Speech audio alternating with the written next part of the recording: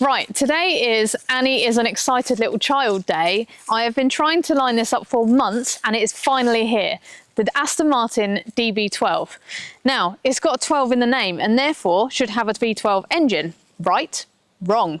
It's actually got an AMG V8 4 litre putting out 670 brake horsepower, a massive 800 newton meters of torque. We'll get from 0 to 60 in 3.6 seconds and a top speed of 202 mile an hour, which unfortunately we're not going to get to test today. This is Aston Martin's first Super Tourer because apparently Grand Tourer didn't do it enough justice. It's also got loads of changes from the previous DB11. Firstly, they've dropped the V12 engine completely. Sad, maybe, we'll see. Secondly, it's got new cams, bigger turbos, better cooling, stiffer suspension, new adaptive dampers and revised anti-roll bars and limited slip diff. It's also a bit wider, has a whole new front end, but you can still tell it's an Aston Martin and completely upgraded new interior, which was much needed. It's also just under 100 kilos lighter than the V12 variant of the DB11, but slightly heavier than the V8 variant, weighing in at about 1788 kilos, which still by my standards is pretty heavy.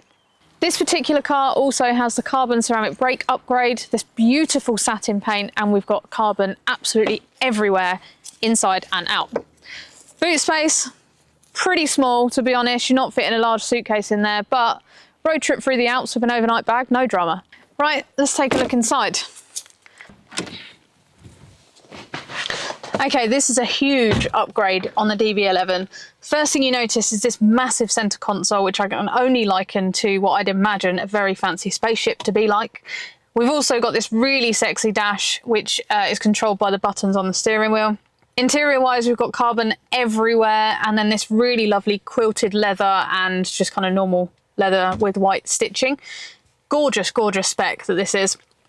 Back seats, fairly pointless. I would say you probably wouldn't even fit me on them. You might fit a very small dog, but it's going to be pretty cramped in there. Yeah, pretty pointless. Front seats, again, we've got this really lovely quilted leather. And then we've got really nice logos on the headrests on the seats as well. Really sets it off nicely. I like the white stitching again on this spec. It's just gorgeous spec. Perfect, perfect choice. Storage, you've got a couple of very small cubby holes in the door card.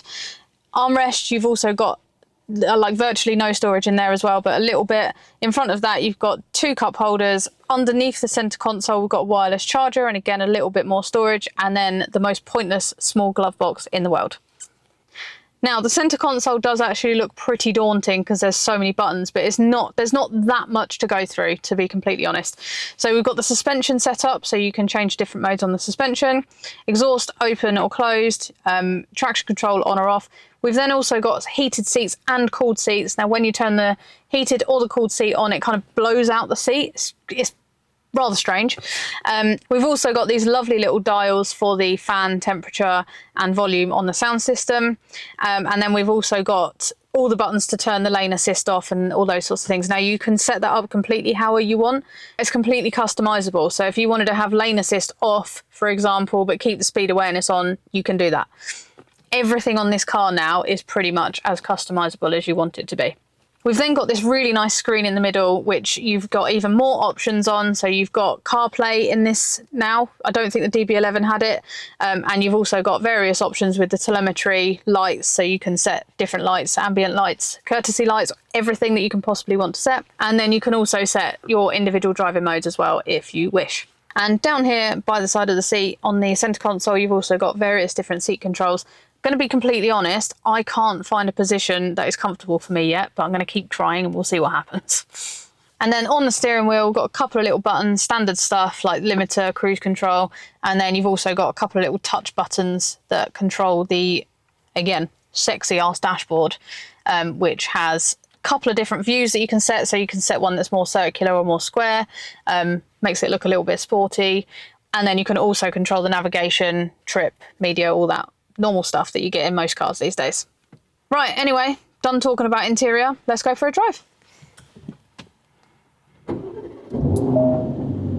Okay, so driving modes, we have got wet, which obviously is probably, actually it says on the tin, for wet driving or suboptimal driving conditions.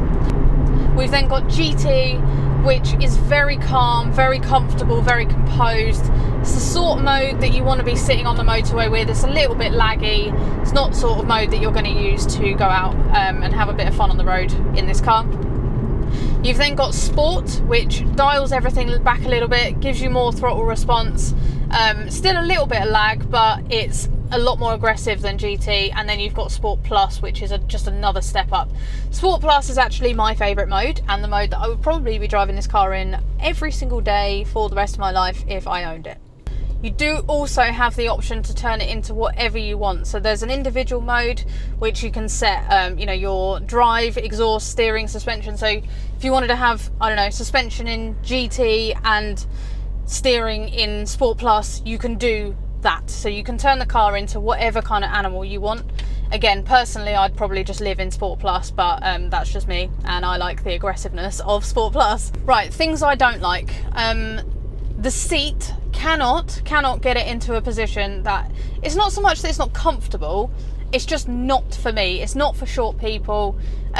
So I can, even if I put the seat up, which I can't really do, I think I've put it up as much as I can, it then wants to tilt the seat, and if however much I play with it, I'm either too low and can't really see over the steering wheel very well, or I'm too close to the steering wheel, or I'm laying down too much. Like, I just can't get the position right. So that's one thing that I really don't like about it. The other thing is the speed of the downshifts, particularly in GT mode. It's just super slow. It takes forever to kind of downshift. So if I'm going to click it now, it's just done it. It's pretty slow. And the other thing is that everything else is slow. That's a lie. It's a very fast car, but I mean in terms of buttons and controls. So to open the boot, I can't just click the boot button quickly. I have to hold it down for a few seconds before it will open. Any of the buttons on the side to control the suspension, the exhaust, so the exhaust button, if I press it now, pressed it takes forever to turn on. So that's something that I don't particularly like about it. Now, on the other hand, things that are not particularly slow are this actual car is so fast. So firstly, put your foot down, absolutely flies. Secondly, the exhaust note, oh my god, I could listen to that exhaust all day for the rest of my life. I mean, hopefully I don't die while I'm filming this review, but if I film this review and died listening to that exhaust, I would be more than happy. Like, it is an incredible noise. But what I need is a twisty road, so I will see you shortly. Right, found a twisty road, so I'm going to put it in Sport Plus, and let's go. Oh my god, that's fast. Like, fast.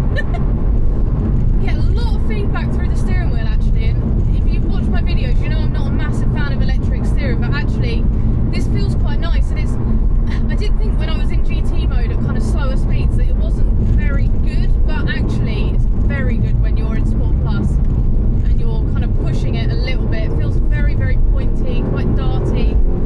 You get a little bit of slip from the rear end, but enough to make it kind of fun, but not intrusive. And I think that limited slip diff probably helps massily compared to the DB11, because the DB11 always felt a bit like it might try and kill you if you put your foot down a little bit too quickly in it. Oh, that noise is incredible. I want to go again. Let's go again. I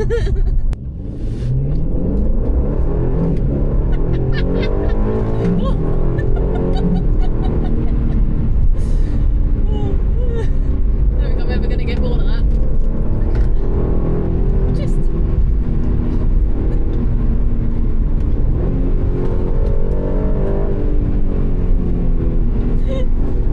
Sorry, but that noise is utterly sexual. Like, if you were going to put porn on the radio, that would be it. Just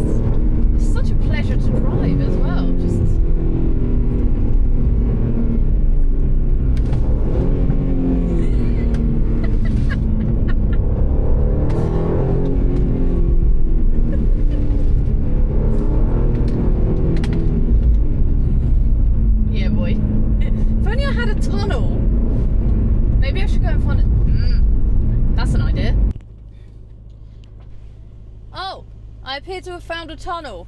What a shame. Source is open, yes.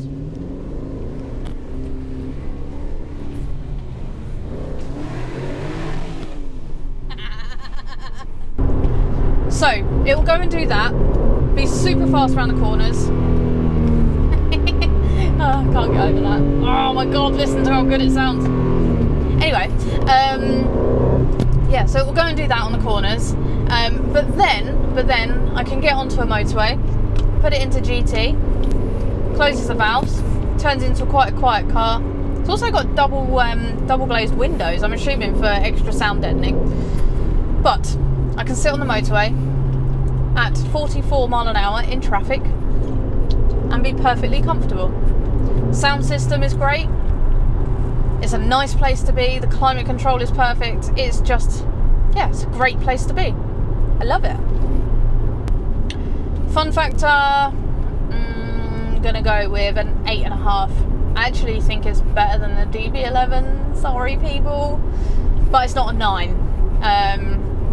Yeah, it's the DB11 just tried to kind of kill you all the time, whereas I think this is a car that you can take on a road, absolutely like pin it, and you won't get into too much trouble. It still slips a little bit, but with that new limited slip diff, it just, I don't know, it makes it a lot more poised, I think. And you know, unless you're crazy or have the biggest balls on the history of the planet, which I do not have, you're not going to turn everything off on the road and get yourself into any real trouble. It's just it's a proper great car.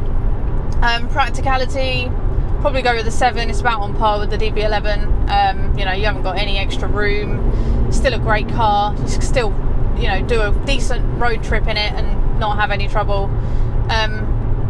Yeah, I think it's great. I really like it. Really like it a lot.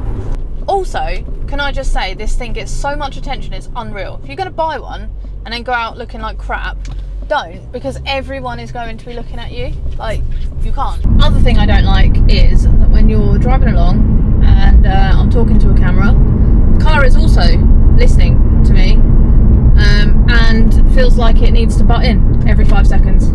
It's actually a little bit infuriating. Can I just say, this thing has the loudest indicators ever. See? Loud. All of the noise. Thanks for watching. If you enjoyed this video, don't forget to hit the like button, subscribe and turn on your notifications. And in the meantime, I will see you in the next video.